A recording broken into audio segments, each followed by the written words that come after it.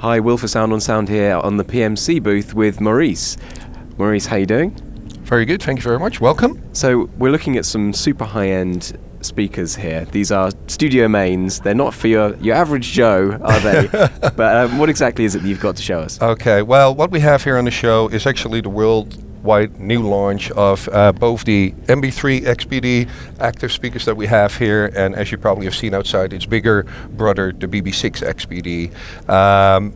Brand new models. They look kind of similar like the predecessors, the MB2s and the BB5s that I think a lot of people will know from a lot of the main studios that we have been working at worldwide.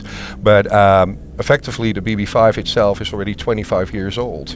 And we'd like to think that we made some progress in development and technology over those years. And basically all that knowledge based on developments in the transmission line, drive units, etc.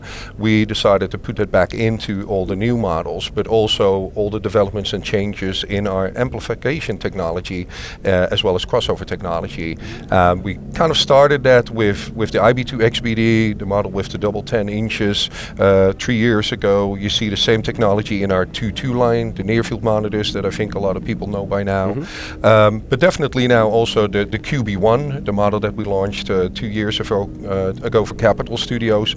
Great success, and it was really clear to us that that technology and quality was a step forward from where we were at with some of the older models. So by completely revamping that and putting it all back in there, we got some amazing results that came out of it, where even we were like, whoa, okay, we had great monitors, but boy, we could make them even better. And thankfully, what we have found over the show, a lot of our clients, big name clients that have these systems and are used to the quality of that, came in and were already asking, well, why did you change it? It was great. And then they hear it, they're like, okay, we understand.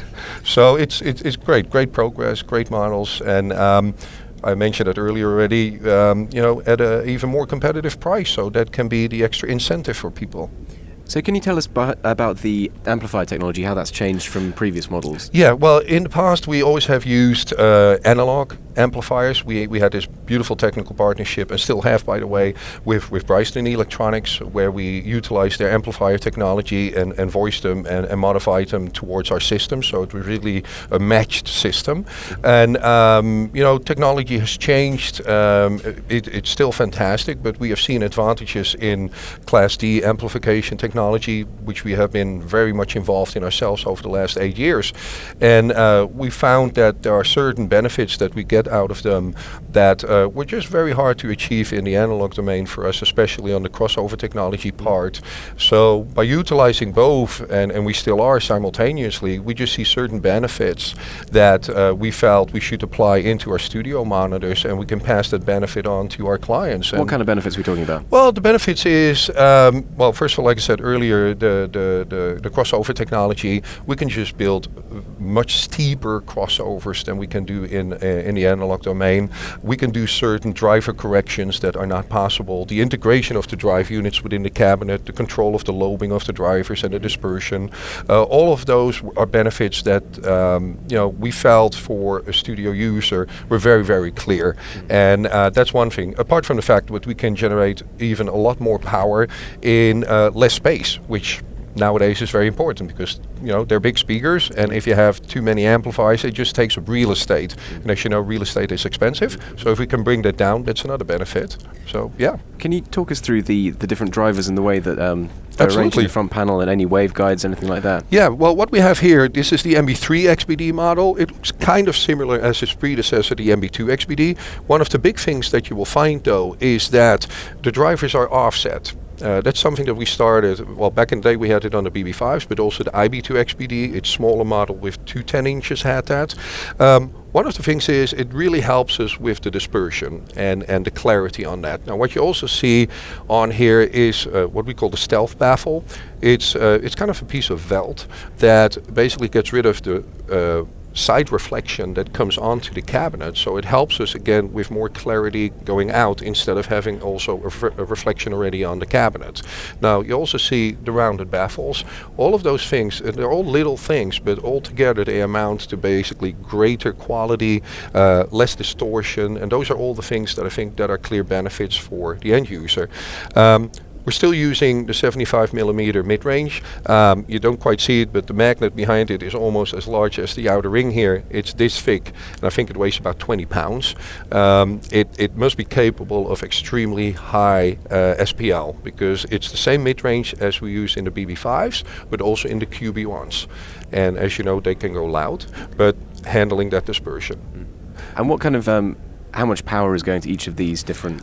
Okay, well, in drivers? This model, we basically have 1400 watts going to the base drivers. As you can imagine, that's quite a bit of headroom, which we really like, because these drivers and the cabinets are capable of handling that. And the nice thing about it is, it's not just about how loud you can go, it's more about control.